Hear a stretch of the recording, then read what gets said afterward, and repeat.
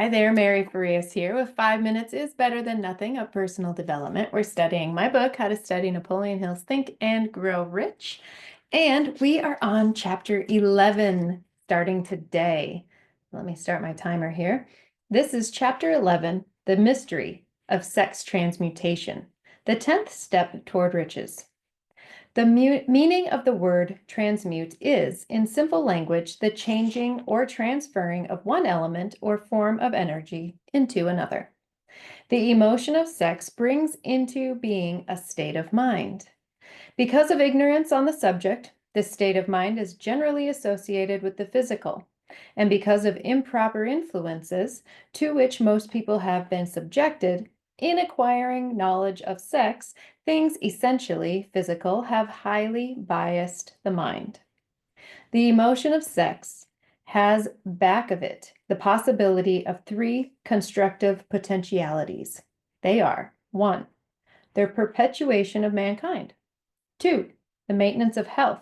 As a therapeutic agency, it has no equal; and 3, the transformation of mediocrity into genius through transmutation.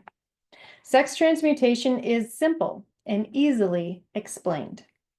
It means the switching of the mind from thoughts of physical expression to thoughts of some other nature. Sex desire is the most powerful of human desires. When driven by this desire, men develop keenness of imagination, courage, willpower, persistence, and creative ability unknown to them at other times. So strong and impelling is the desire for sexual contact that men freely run the risk of life and reputation to indulge it.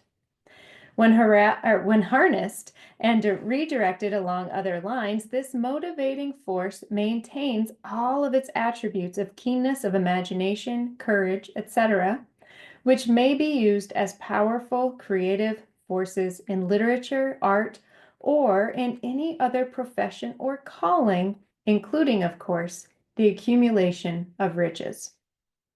The transmutation of sex energy calls for the exercise of willpower, to be sure, but the reward is worth the effort. The desire for sexual expression is inborn and natural. The desire cannot and should not be submerged or eliminated, but it should be given an outlet through forms of expression which enrich the body, mind, and spirit of man. If not given this form of outlet through transmutation, it will seek outlets through purely physical channels.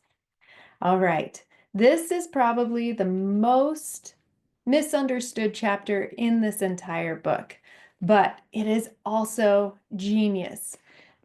We all know what it feels like to really want to go after someone or something, right? We understand that urge, and that is what he's talking about. He's saying, take that urge and apply it to what it is that we are seeking in our lives.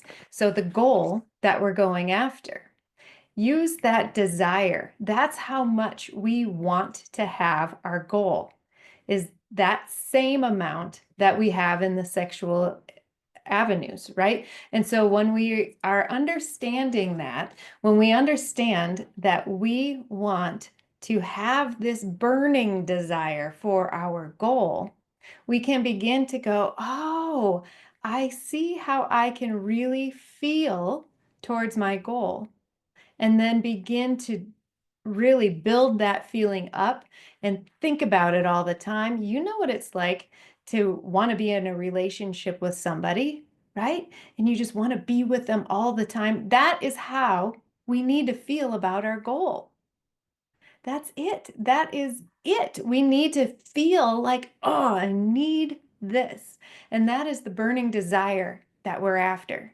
And once we have that burning desire within us, then we just start thinking about it all the time, right? When you want to be in a relationship with somebody, you think about them all the time. You dream about them, daydream about them. This is what we need to do with our goals, with our desires, our burning desires. Make it into a burning desire. The more you spend time with it, the more you fantasize about your goal, the more you imagine your life with it, that is going to bring out the internal genius inside. All right, all for today. I'll see you tomorrow.